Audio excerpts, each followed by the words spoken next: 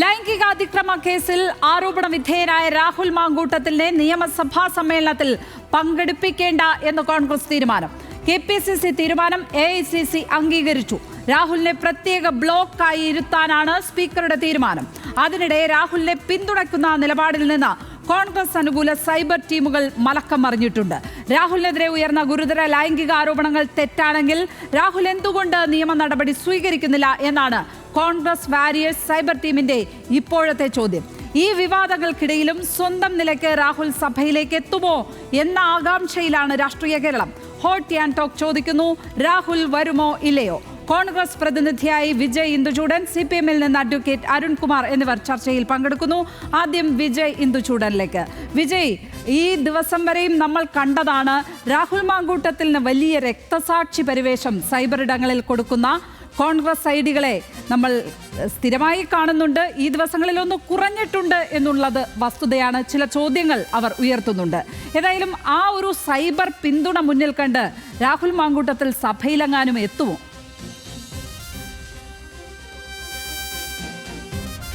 ലക്ഷ്മി, ആദ്യം തന്നെ നമ്മൾ ഈ പറയുമ്പോഴും ഇത് കോൺഗ്രസ് ഐഡികളിൽ നിന്നാണ് ഈ പിന്തുണ വരുന്നത് എന്ന് പറയുന്നത് നമ്മൾക്കത് സ്ഥിരീകരിക്കുവാൻ യാതൊരു വിധമായിട്ടുള്ള മാർഗ്ഗങ്ങളുമില്ല.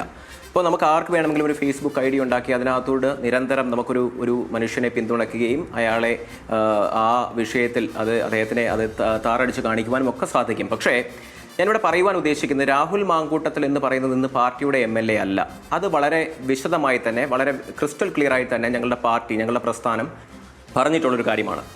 ഇപ്പോൾ രാഹുൽ മാങ്കൂട്ടത്തിൽ നാളെ നിയമസഭയിലേക്ക് എത്തണമോ വേണ്ടയോ എന്നുള്ളതൊക്കെ വ്യക്തിപരമായിട്ടുള്ളൊരു തീരുമാനമാണ്, അദ്ദേഹത്തിൻ്റെ ഡിസിഷനായിരിക്കും. അദ്ദേഹത്തിന് ഈ പ്രസ്ഥാനം, ഇന്ത്യൻ നാഷണൽ കോൺഗ്രസ് എന്ന് പറയുന്ന പ്രസ്ഥാനം ഒരു ആരോപണം ഉന്നയിച്ചപ്പോൾ തന്നെ, ഒരു ആരോപണം വന്നപ്പോൾ തന്നെ ആ ഉന്നയിച്ചതിൻ്റെ പേരിൽ ആരോപണ വിധേയനായിട്ടുള്ള, ഞാൻ വീണ്ടും പറയുന്നു, ആരോപണ വിധേയനായിട്ടുള്ള രാഹുൽ മാങ്കൂട്ടത്തിൽ എന്ന് പറയുന്ന MLA-യെ ഈ പ്രസ്ഥാനം മാറ്റി നിർത്തപ്പെട്ടിട്ടുണ്ട് എന്നുള്ളത് മാത്രമല്ല, അദ്ദേഹത്തിന് യൂത്ത് കോൺഗ്രസ് സംസ്ഥാന അധ്യക്ഷ സ്ഥാനത്ത് നിന്ന് അദ്ദേഹത്തെ മാറ്റി നിർത്തുകയും ചെയ്തു. പാർട്ടിയുടെ പ്രാഥമിക അംഗത്വത്തിൽ നിന്ന് സസ്പെൻഡ് ചെയ്യുകയും ചെയ്തു. അത് മാത്രമല്ല, ഇപ്പോൾ നിങ്ങളെല്ലാവരും നിങ്ങളുടെ ന്യൂസ് അടക്കം സ്ക്രോൾ ചെയ്ത് കാണിക്കുന്നുണ്ടല്ലോ, പാർലമെന്ററി പാർട്ടിയിൽ നിന്ന് സസ്പെൻഡ് ചെയ്തതായി ഞങ്ങളുടെ പ്രതിപക്ഷ നേതാവ് അടക്കം, KPC പ്രസിഡന്റ് അടക്കം ഈ പറയുന്ന സ്പീക്കർക്ക് കത്ത് നൽകിയിട്ടുമുണ്ട്. അപ്പോൾ അദ്ദേഹം നിയമസഭയിലേക്ക് എത്തണോ വേണ്ടയോ എന്നുള്ളത് വ്യക്തിപരമായിട്ടുള്ള തീരുമാനമാണ്, അദ്ദേഹം എടുക്കേണ്ട ഡിസിഷനാണ്.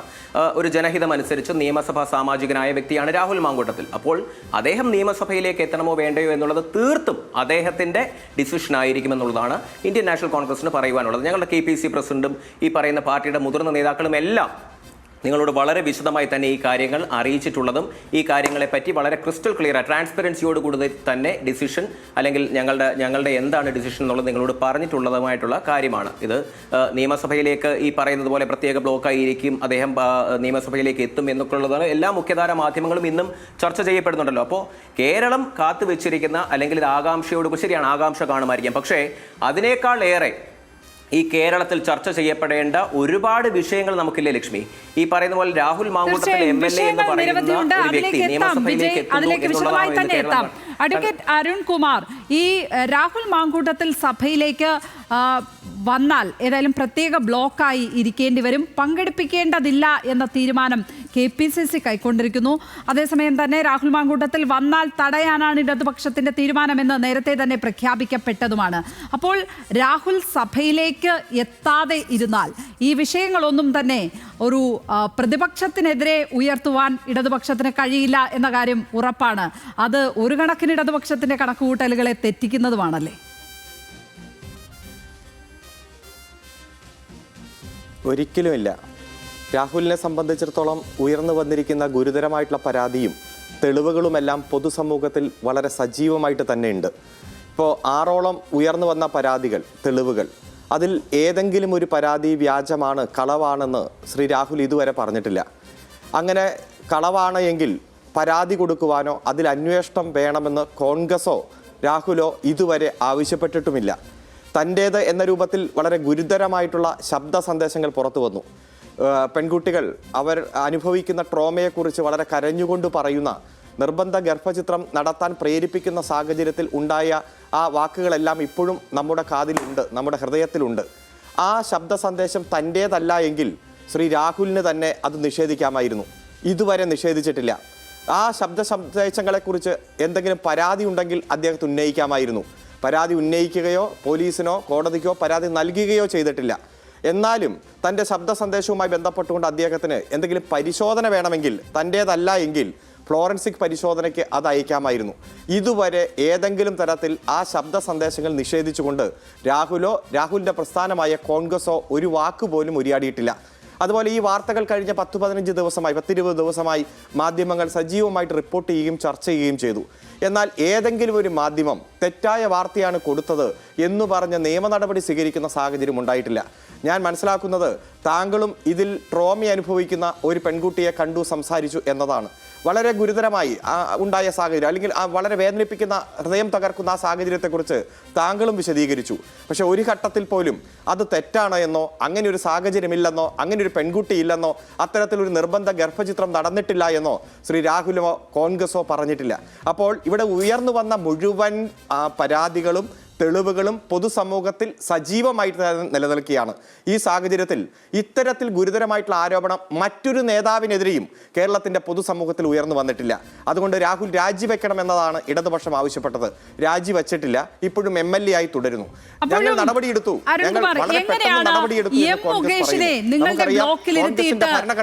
മുകേഷിനെ പോലെ ഒരു MLA നിങ്ങളുടെ ബ്ലോക്കിൽ ഇരുത്തിയിട്ട് എങ്ങനെ ആവശ്യപ്പെടും രാഹുലിന്റെ രാജി?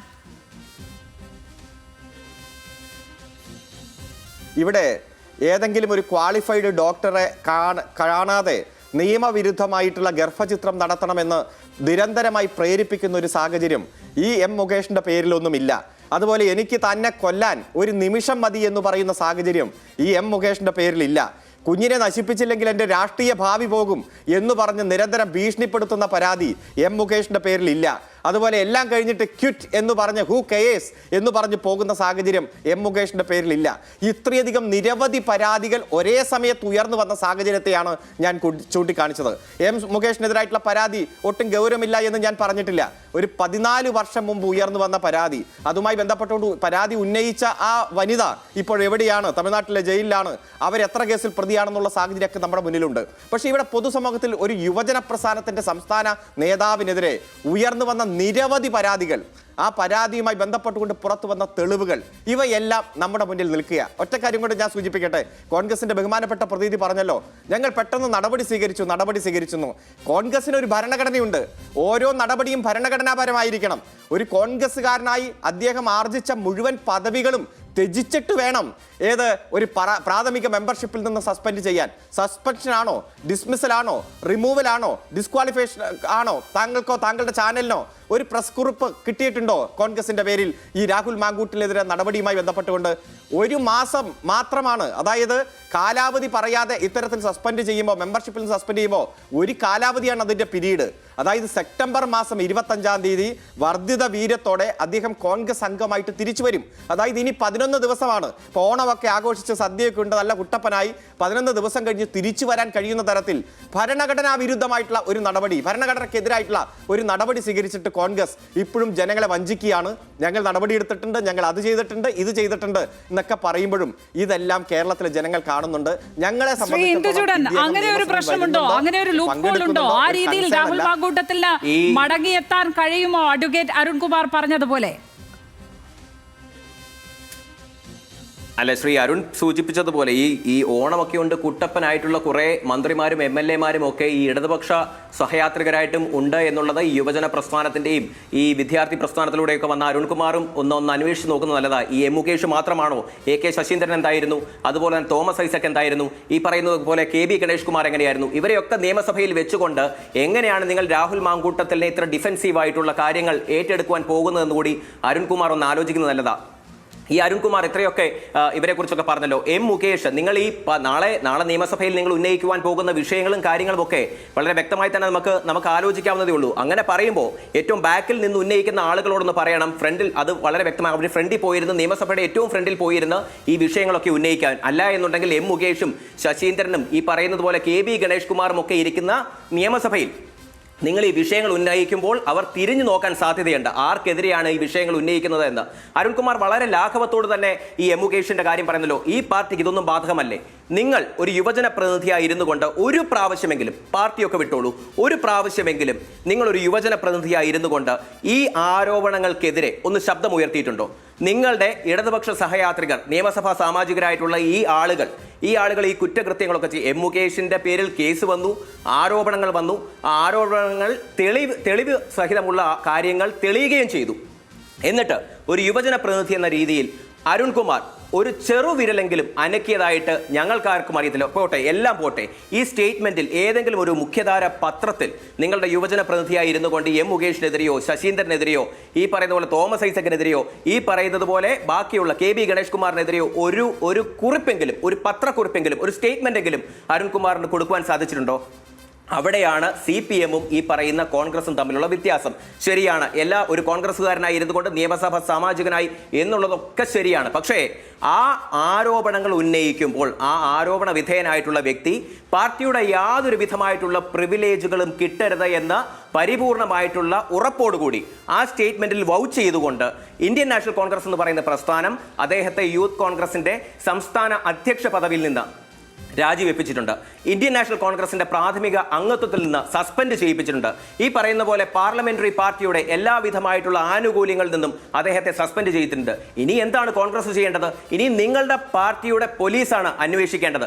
അന്വേഷണം ഈ പോലീസ് ഇപ്പോൾ അന്വേഷിക്കുന്നത് എങ്ങനെയാണെന്ന് ഈ കഴിഞ്ഞ 2 ആഴ്ച കൊണ്ടൊക്കെ നമ്മൾ കണ്ടുകൊണ്ടിരിക്കുകയാണ്. പക്ഷേ പിണറായി വിജയൻ എന്ന് പറയുന്ന മുഖ്യമന്ത്രിയോട്, ആഭ്യന്തരമന്ത്രിയോട് നിങ്ങൾ ഒരു യുവജന പ്രതിനിധിയായിരുന്നു പറയേണ്ട ചില കാര്യങ്ങളുണ്ട്. ഈ നാട്ടിലെ ലക്ഷോപലക്ഷം വരുന്ന ചെറുപ്പക്കാർക്കെതിരെ, പാവപ്പെട്ട ജനങ്ങൾക്കെതിരെ ഈ പറയുന്ന പോലെ പൊതുപ്രവർത്തനത്തിന്റെയും അല്ലെങ്കിൽ ഈ രാഷ്ട്രീയത്തിന്റെയും ഒന്നും പുതുമോടികളോ അല്ലെങ്കിൽ മേളകളൊന്നും ഇല്ലാത്ത ഈ ചെറുപ്പക്കാർക്കെതിരെ ഈ പോലീസ് കാണിക്കുന്ന ഈ തെമ്മാടിത്തരമുണ്ടല്ലോ, അതിനെതിരെ ശബ്ദം ഉയർത്തുവാൻ വേണ്ടിയായിരിക്കണം അരുൺകുമാർ ഇനി ചിന്തിക്കുന്നതും പ്രവർത്തിക്കുന്നതും. ഈ പറയുന്ന പോലെ രാഹുൽ മാങ്കൂട്ടത്തിലെ കാര്യം പറഞ്ഞല്ലോ, എത്രയോ ആരോപണ വിധേയരായിട്ടുള്ള ഈ ആരോപണങ്ങളെല്ലാം കഴമ്പുള്ളതാണെന്നും അതിനൊക്കെ അന്വേഷണം വന്ന് അത് തെളിഞ്ഞിട്ടുള്ള നിയമസഭാ സാമാജികരും മന്ത്രിമാരും നിങ്ങളുടെ കൂട്ടത്തിൽ തന്നെയുണ്ട്. നിങ്ങൾ എന്തെങ്കിലും ഒരു കാര്യം പറഞ്ഞിട്ടുണ്ടോ? അവർക്കെതിരെ എന്ത് നിലപാടും എന്ത് നടപടികളുമാണ് ഈ പറയുന്ന CPIM എന്ന് പറയുന്ന മാർക്സിസ്റ്റ് കമ്മ്യൂണിസ്റ്റ് പ്രസ്ഥാനം സ്വീകരിച്ചിട്ടുള്ളത്? ഒരു നടപടിയെക്കുറിച്ച് അരുൺകുമാർ എന്ന് പറയാൻ സാധിക്കും? അരുൺകുമാർ ഒരു നടപടി പറയൂ. ഈ പാർട്ടിയുടെ ഏതെങ്കിലും ഒരു തലങ്ങളിൽ നിന്ന് സസ്പെൻഡ് ചെയ്തിട്ടുള്ള ഒരു നടപടിയെക്കുറിച്ച് രാഹുൽ മാങ്കൂട്ടത്തിലെ പാർട്ടിയിൽ നിന്ന് സസ്പെൻഡ് ചെയ്തിരിക്കുന്നു. യൂത്ത് കോൺഗ്രസ് സംസ്ഥാന അധ്യക്ഷ രാജിവെപ്പിച്ചിരിക്കുന്നു. അദ്ദേഹത്തോട് സഭയിൽ തന്നെ എത്തേണ്ട എന്ന് ഒരു തീരുമാനത്തിലേക്ക് എത്തിച്ചേർന്നിരിക്കുന്നു. മിക്കവാറും സഭയിൽ എത്തുവാനും ഒരു സാധ്യത കാണുന്നില്ല എന്നുള്ളതാണ് ഈ ഘട്ടത്തിൽ പറയാൻ സാധിക്കുന്നത്. അങ്ങനെയെങ്കിൽ ഇപ്പോൾ കാര്യങ്ങൾ ഉള്ളത് ഇടതുപക്ഷത്തിൻ്റെ ഭരണപക്ഷത്തിൻ്റെ കോർട്ടിലാണ്. പോലീസാണ് ഇപ്പോൾ കേസുകൾ അന്വേഷിക്കുന്നത്. അതുകൊണ്ട് ഈ വിഷയം സഭയിൽ വല്ലാതെ ഉയർത്തി പ്രതിപക്ഷത്തെ കുരുക്കിലാക്കാം എന്ന് ഭരണപക്ഷത്തിന് കരുതാൻ ഈ ഘട്ടത്തിൽ വയ്യ. കാരണം പോലീസാണ് കേസ് അന്വേഷിക്കേണ്ടത്. മാത്രമല്ല, പോലീസിനെതിരെ ഉയർന്നു വന്നിട്ടുള്ള അനവധിയായ ആരോപണങ്ങളും നിലനിൽക്കുകയാണ്. ആരോപണങ്ങളല്ല, തെളിവുകളാണ്. നമുക്കറിയാം, വലിയ ക്രൂരമായ കസ്റ്റഡി മർദ്ദനത്തിന്റെ തെളിവുകൾ നമുക്ക് മുന്നിലുണ്ട്. അപ്പോൾ സഭ തുടങ്ങുമ്പോൾ പ്രതിക്കൂട്ടിലാകാൻ പോകുന്നത് ഭരണപക്ഷമായിരിക്കുമോ?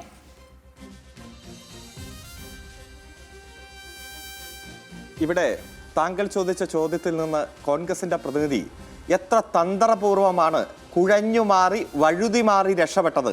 താങ്കൾ അത് ശ്രദ്ധിച്ചോന്ന് എനിക്കറിയില്ല. കാരണം കോൺഗ്രസിന്റെ ഭരണഘടന, അതായത് 150 വർഷം പഴക്കമുള്ള കോൺഗ്രസിന്റെ ഭരണഘടന, ആ ഭരണഘടനാ പ്രകാരമായിരിക്കണം ഒരു നടപടി എടുക്കുക. ഒരു വ്യക്തിയെ, കോൺഗ്രസ് അംഗത്തെ പ്രാഥമിക മെമ്പർഷിപ്പിൽ നിന്ന് സസ്പെൻഡ് ചെയ്യുമ്പോൾ ഞാൻ ആ വാചകം ഒന്ന് വായിക്കാം. Provided that if any person against whom disciplinary action has been taken and punishment awarded, it is a member of any local body, legislature, parliament, or hold any other position by the virtue of being a congressman, he may also be called upon to resign from such bodies. ആരെയെങ്കിലും പ്രാഥമിക മെമ്പർഷിപ്പിൽ നിന്ന് suspend ചെയ്യുകയാണെങ്കിൽ അദ്ദേഹം കോൺഗ്രസ്സുകാരനായിട്ട് ആർജിച്ചെടുത്ത എല്ലാ പൊസിഷനും resign ചെയ്യണം. അതായത് ഒരു panchayat member പോലും റിസൈൻ ചെയ്യണം. ഇവിടെ ശ്രീ രാഹുൽ മാങ്കൂട്ടലിനെ സസ്പെൻഡ് ചെയ്യുമ്പോൾ അദ്ദേഹത്തിന്റെ MLA സ്ഥാനം രാജിവെച്ചോ? അപ്പോൾ ഭരണഘടനയ്ക്ക് വിരുദ്ധമായിട്ട് ആദ്യത്തെ നടപടി.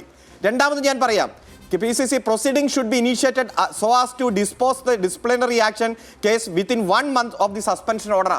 അതായത് ഒരു മാസം കൃത്യമായി പീരീഡ് പറഞ്ഞിട്ടില്ലെങ്കിൽ 1 മാസം കഴിയുമ്പോൾ അദ്ദേഹം കോൺഗ്രസിന്റെ ആ സസ്പെൻഡ് ചെയ്യപ്പെട്ട നേരത്തെ ഉണ്ടായിരുന്ന പൊസിഷനിലേക്ക് തിരിച്ചു വരും. ഓഗസ്റ്റ് മാസം 25-ാം തീയതി നടപടി, സെപ്റ്റംബർ മാസം 25-ന് അത് റിവോക്ക് ചെയ്ത് സ്വയം തിരിച്ചു വരും. അതായത് ഭരണഘടനയ്ക്ക് വിരുദ്ധമായി നടപടി സ്വീകരിച്ചിട്ട് ഞങ്ങൾ അത് ചെയ്തു ഇത് ചെയ്തു എന്ന് പറയുമ്പോൾ രാഷ്ട്രീയ പ്രബുദ്ധ കേരളത്തിന്റെ മുന്നിലാണ് നിങ്ങൾ ഇത്തരം വാദങ്ങളൊക്കെ ഉന്നയിക്കുന്നത് എന്ന ബോധ്യം നിങ്ങൾക്ക് വേണം. പിന്നെ നിങ്ങൾ എന്താ പറഞ്ഞത്? അത് സാങ്കേതികമായി അങ്ങനെയാണെങ്കിൽ കൂടിയും എങ്ങനെയാണ് രാഹുൽ മാങ്കൂട്ടത്തിന് ഒരു കോൺഗ്രസ് വേദിയിലേക്ക് പാർട്ടിയുടെ അനുമതിയില്ലാതെ എത്താൻ സാധിക്കുക? ഞാൻ ഇങ്ങനെ ഈ തരത്തിൽ എൻ്റെ ഈ സസ്പെൻഷൻ പിൻവലിക്കപ്പെട്ടു എന്ന് പറഞ്ഞ് വരാൻ സാധിക്കില്ലല്ലോ. കാരണം തീരുമാനം അവിടെ നിലനിൽക്കുകയല്ലേ. മാധ്യമങ്ങൾക്ക് മുന്നിലല്ലേ പ്രതിപക്ഷ നേതാവ്, കേരളത്തിൻ്റെ പ്രതിപക്ഷ നേതാവ് പറഞ്ഞത് കേരളം മുഴുവൻ ഇരച്ചു വന്നാലും ഈ വിഷയത്തിൽ പിന്നോട്ടില്ല എന്ന്. അപ്പോൾ തിരിച്ചൊരു നടപടി ഉണ്ടായാൽ അത് വഷളാക്കുക കോൺഗ്രസിനെ തന്നെയല്ലേ? ലക്ഷ്മി പബ്ദയ്ക്ക് കോൺഗ്രസിനെ കുറിച്ച് അറിയില്ല. കോൺഗ്രസിന്റെ കപ്പാസിറ്റി എന്താണെന്ന് ഇന്നലെ മനസ്സിലായില്ലേ? വയനാട് ജില്ലയിൽ തന്നെ 5 കോൺഗ്രസ്സുകാരാ ആത്മഹത്യ ചെയ്തേ. താങ്കൾക്കറിയോ? തൻ്റെ മനോവൈകല്യമുള്ള മകന് വിഷം കൊടുത്ത് ജീവിതം മുഴുവൻ കോൺഗ്രസ് പ്രസ്ഥാനത്തിന് വേണ്ടി മാറ്റിവെച്ച ആ ട്രഷറർ ആത്മഹത്യ ചെയ്തു, കുറിപ്പ് എഴുതി വെച്ച്.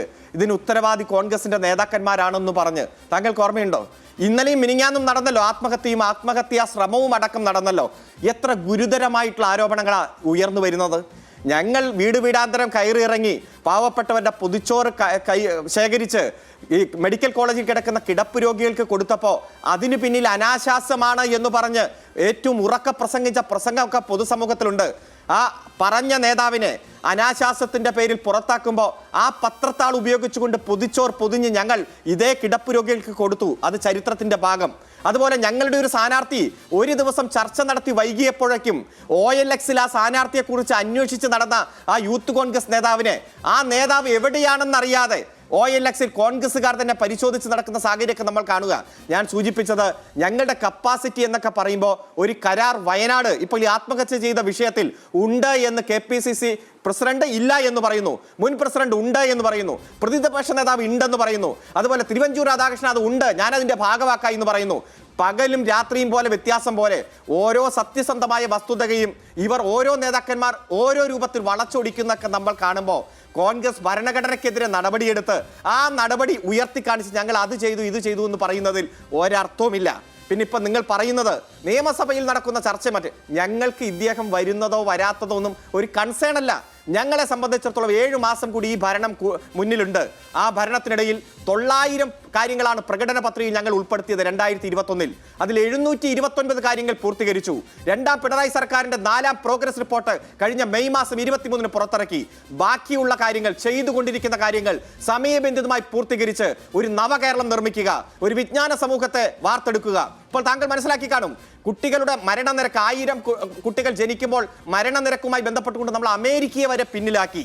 നമുക്ക് വികസിത രാജ്യങ്ങളുടെ അപ്പുറത്തുള്ള വിദ്യാഭ്യാസം, തൊഴിൽ, എല്ലാവിധ നേട്ടങ്ങളും ആർജിച്ചെടുക്കാൻ പാകത്തിന് ഈ സംസ്ഥാനത്തെ പാകപ്പെടുത്തുക എന്നതാണ് ഞങ്ങളുടെ കടമ, ഞങ്ങളുടെ ചുമതല. അതാണ് ഞങ്ങൾ നിർവഹിച്ചുകൊണ്ടിരിക്കുന്നത്. പടരുന്നത് ആ മരണസംഖ്യ അതൊക്കെ തന്നെ നമ്മളെ ആശങ്കയിലാഴ്ത്തുന്ന കാര്യങ്ങൾ ഉണ്ട്.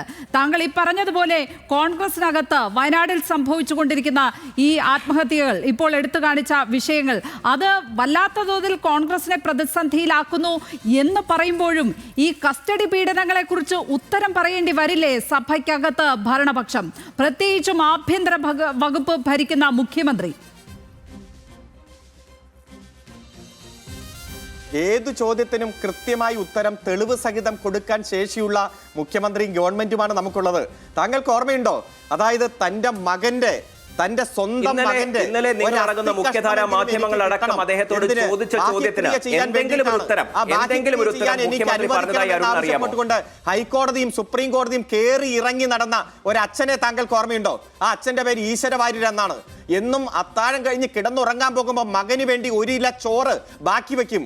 വിശന്ന് തളർന്നു എന്നെങ്കിലും വരുന്ന തന്റെ മകന് വേണ്ടി ഓരോ ദിവസവും അത്താഴം മാറ്റിവെച്ച ഒരു അമ്മയുണ്ട്, ഈശ്വര വാര്യരുടെ ഭാര്യ. ഇതൊക്കെ കോൺഗ്രസ് ഭരിക്കുമ്പോൾ നമ്മൾ കണ്ടിട്ടുണ്ട്. അതുപോലെ തന്നെ വയനാട്ടിലടക്കം ആദിവാസി വിഭാഗത്തിൽപ്പെട്ടവരെ ക്രൂരമായി ലാത്തിചാർജ് ചെയ്ത കാഴ്ച നമ്മുടെ കോൺഗ്രസ് ഭരിക്കുമ്പോൾ മാത്രമല്ല കോൺഗ്രസ് ഭരിക്കുമ്പോൾ മാത്രമല്ല ഈ പറയുന്ന അരുൺ പറഞ്ഞുകൊണ്ടിരുന്നത് തെറ്റ് ചെയ്തിട്ടുണ്ടെങ്കിൽ അതിശക്തമായിട്ടുള്ള നടപടി. 114 പോലീസുകാർക്കെതിരെ ഞാൻ അവസാനിപ്പിക്കാം. 114 പോലീസുകാരെ സർവീസിൽ നിന്ന് പുറത്താക്കി. 729 പോലീസുകാർക്കെതിരെ കേസ് രജിസ്റ്റർ ചെയ്തു. 359 പോലീസുകാരെ സസ്പെൻഡ് ചെയ്തു. ഏതെങ്കിലും തരത്തിൽ കേരളത്തിലെ പോലീസ് നയത്തിന് വിരുദ്ധമായി പോലീസ് പ്രവർത്തിച്ചപ്പോൾ മാതൃകാപരമായ നടപടിയാണ് ഈ കേരളത്തിൽ ഗവൺമെന്റ് സ്വീകരിച്ചത്. 2.5 വർഷം മുമ്പ് നടന്ന സംഭവം റൈറ്റ് ടു ഇൻഫർമേഷനിലൂടെ പുറത്തു വന്നു. ഈ പോലീസിനോ ഗവൺമെന്റ് സംവിധാനത്തിനോ അത് വേണമെങ്കിൽ പുറത്ത് വിടാതിരിക്കാമായിരുന്നു, അത് നശിപ്പിക്കാമായിരുന്നു. ഒന്നും ചെയ്തില്ലല്ലോ. നിയമപരമായി തന്നെ അത് പുറത്തു കൊണ്ടുവന്നു, നടപടി സ്വീകരിച്ചു. ഇനിയും നടപടി സ്വീകരിക്കും. ഒരാളെയും സംരക്ഷിക്കുന്ന നിലപാട് ഗവൺമെന്റ് സ്വീകരിക്കില്ല. അതുകൊണ്ട് നിയമസഭയിൽ ചർച്ചകൾ വരട്ടെ, അടിയന്തര പ്രമേയം വരട്ടെ, ചൂണ്ടിക്കാണിക്കൽ വരട്ടെ. അതിശക്തമായി ഗവൺമെന്റിന്റെ നടപടികൾ വിശദീകരിച്ചുകൊണ്ട് തന്നെ ഈ ഗവൺമെന്റ് മുന്നോട്ട് പോകും. ഒരു തരത്തിലും ഭയപ്പെടുന്ന ഒരു സാഹചര്യം ഈ കേരളത്തിലില്ല. ആഭ്യന്തരമന്ത്രി ഇതിന് മറുപടി പറയുമായിരിക്കും. ഒരുപക്ഷെ നിങ്ങൾ കൊണ്ടുവരുന്ന അടിയന്തര പ്രമേയം അംഗീകരിച്ചെന്ന് വരും, സഭയിൽ ചർച്ചകൾ നടന്നു എന്നിരിക്കും. അപ്പോൾ പുറത്ത് മുഖ്യമന്ത്രി ഒന്നും പറഞ്ഞില്ലല്ലോ എന്ന ആരോപണം അവിടെ തീരുന്നതായിരിക്കും വിജയ്. അപ്പോഴും നിങ്ങൾ നേരിടാൻ പോകുന്ന പ്രശ്നം, നിങ്ങളുടെ പാർട്ടിക്കകത്ത് നിങ്ങളുടെ DCC ട്രഷററായിരുന്ന ഒരു മനുഷ്യന്റെ സംഭവിച്ച ദുരന്തം, അവരുടെ കുടുംബവുമായി പാർട്ടി ഉണ്ടാക്കിയ കരാർ, ആ കരാർ ഉണ്ട് എന്ന് ഒരു നേതാവ് പറയുന്നു, മറ്റൊരാൾ പറയുന്നു ഇല്ല എന്ന്. അങ്ങനെ വിവിധ തരത്തിലുള്ള അഭിപ്രായങ്ങൾ നിൽക്കുന്നു. ആ കുടുംബത്തിന് നീതി നിഷേധിക്കപ്പെട്ടതിന്റെ തെളിവുകൾ ഒന്നൊന്നായി പുറത്തു വന്നുകൊണ്ടേയിരിക്കുന്നു. ആ കുടുംബത്തിലെ ഒരംഗത്തിന് ആത്മഹത്യാ ശ്രമം നടത്തേണ്ടി വന്നിരിക്കുന്നു. അങ്ങനെ വല്ലാത്ത ഗുരുതരമായ ഒരു ആഭ്യന്തര പ്രശ്നം കോൺഗ്രസ് അഭിമുഖീകരിക്കുകയല്ലേ. അപ്പോൾ ഈ സർക്കാരിനെതിരായ വിഷയങ്ങൾ എങ്ങനെ ഊർജ്ജസ്വലതയോടെ ഒരുമിച്ച് നിങ്ങൾക്ക് അവിടെ പ്രസന്റ് ചെയ്യാൻ കഴിയും? ലക്ഷ്മി പറഞ്ഞതടക്കം ഈ പറയുന്ന അല്ലെങ്കിൽ ഈ ചോദിക്കുന്ന ചോദ്യങ്ങൾക്കും ഉന്നയിക്കുന്ന ചോദ്യങ്ങൾക്കൊക്കെ മുഖ്യമന്ത്രി മറുപടി പറയുമായിരിക്കും. ശരി, മുഖ്യമന്ത്രി മറുപടി പറഞ്ഞോട്ടെ സഭയിൽ.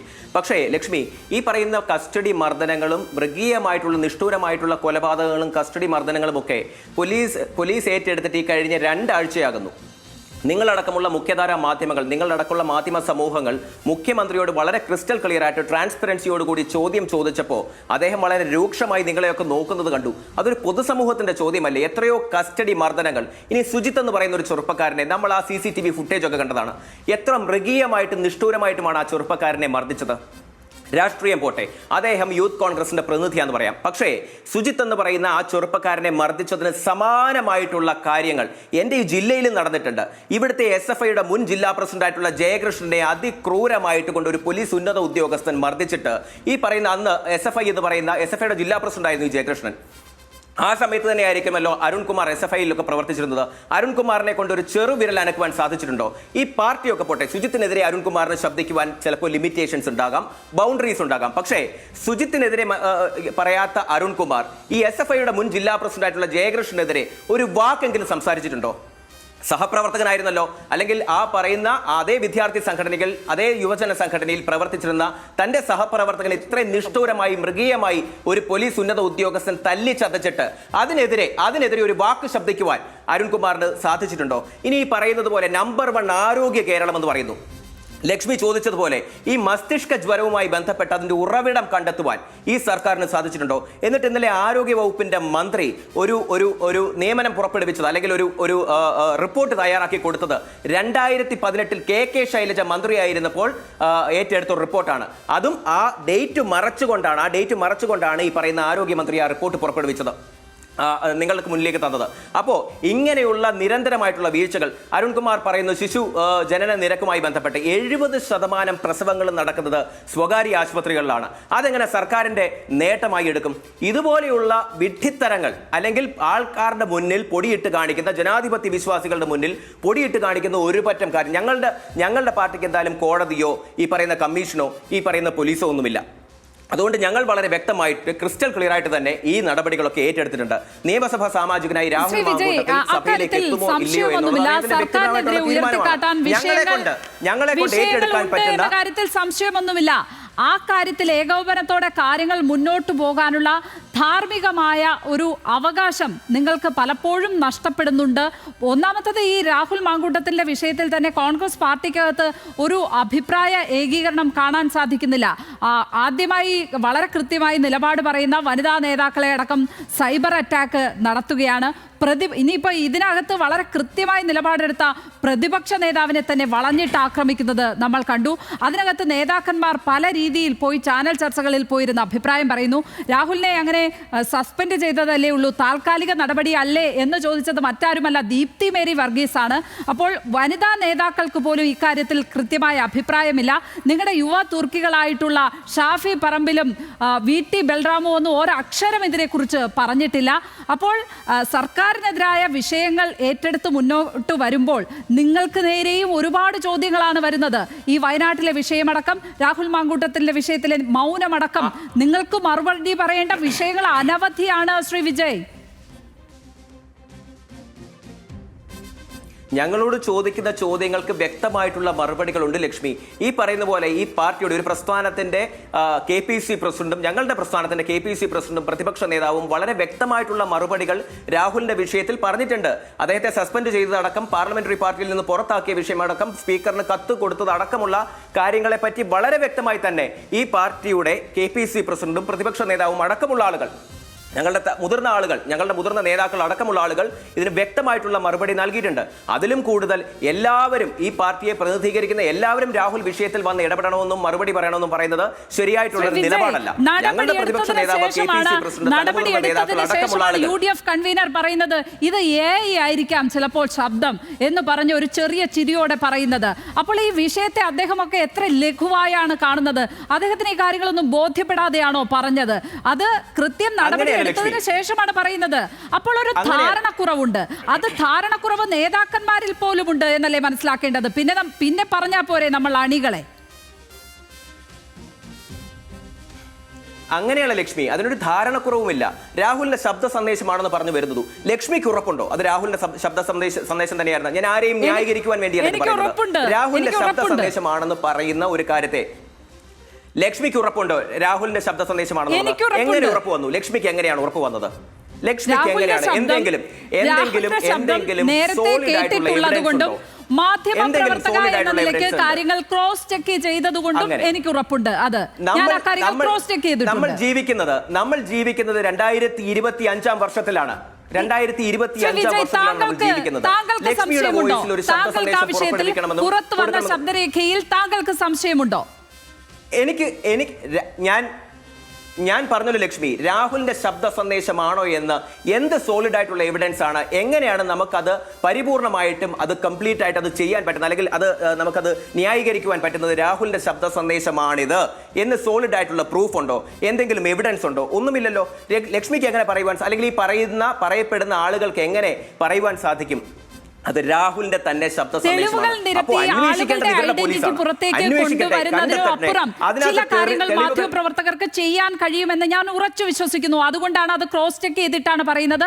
അത് രാഹുൽ മാങ്കൂട്ടത്തിന്റെ ശബ്ദം തന്നെയാണ്. എനിക്ക് ഉറപ്പുണ്ട്. ഞാനും വിശ്വസിക്കാതിരിക്കുന്നില്ല ലക്ഷ്മി, ഞാനും അത് വിശ്വസിക്കാതിരിക്കുന്നില്ല.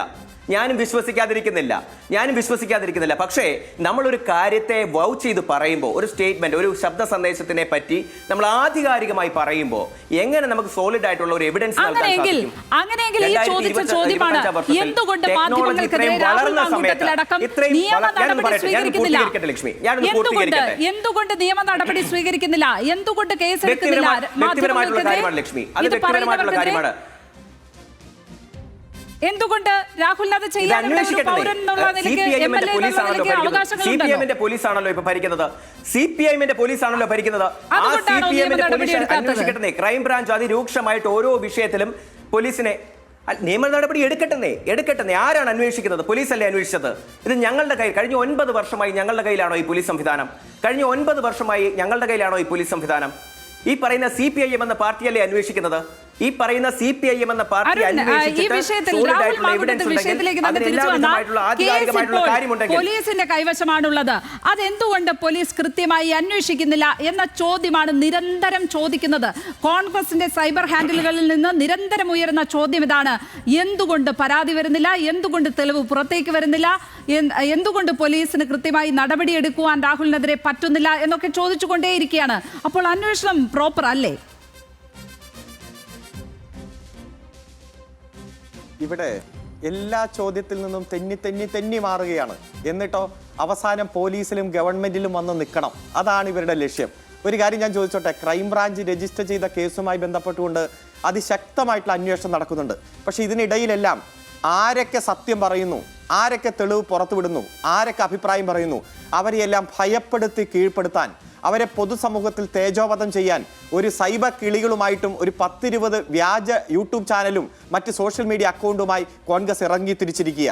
അങ്ങ് പറഞ്ഞല്ലോ, പ്രതിപക്ഷ നേതാവിനെതിരെ, അതുപോലെ മറ്റ് ഇത് അഭിപ്രായം പറഞ്ഞ കോൺഗ്രസ് നേതാക്കന്മാരെതിരെ, ഉമാ തോമസിനെതിരെ, അതുപോലെ ബിന്ദു കൃഷ്ണയ്ക്കെതിരെ, ഷാനിമാൾ ഉസ്മാനെതിരെ, അതുപോലെ ഇതുമായി ബന്ധപ്പെട്ട അഭിപ്രായം പറഞ്ഞ മുഴുവൻ ആളുകൾ. ഇപ്പൊ ഇന്നലെ ഏറ്റവും ആദ്യം അഭിപ്രായം പറഞ്ഞ അല്ലെങ്കിൽ ഇത്തരത്തിൽ ആരോപണവുമായി രംഗത്ത് വന്ന, തെളിവുമായിട്ട് പുറത്തു വന്ന ഒരു യുവനടിയുണ്ടല്ലോ, സാക്ഷാൽ വി ഡി സതീശൻ കേരളത്തിന്റെ മുഖ്യമന്ത്രിയായി കാണണമെന്ന് ആഗ്രഹിച്ച, ജോഡോ യാത്രയിൽ രാഹുൽ ഗാന്ധിക്കൊപ്പം സഞ്ചരിച്ച യുവതി, ആ യുവതി ഇന്നലെ പരാതി കൊടുത്തല്ലോ, എന്നെ ജീവിക്കാൻ അനുവദിക്കുന്നില്ല, ഏറ്റവും ആദ്യം സത്യം പറഞ്ഞു എന്ന കുറ്റത്തിന് ഇന്ന സോഷ്യൽ മീഡിയ പ്രൊഫൈലിലൂടെ എന്നെ ആക്രമിക്കുകയാണ്.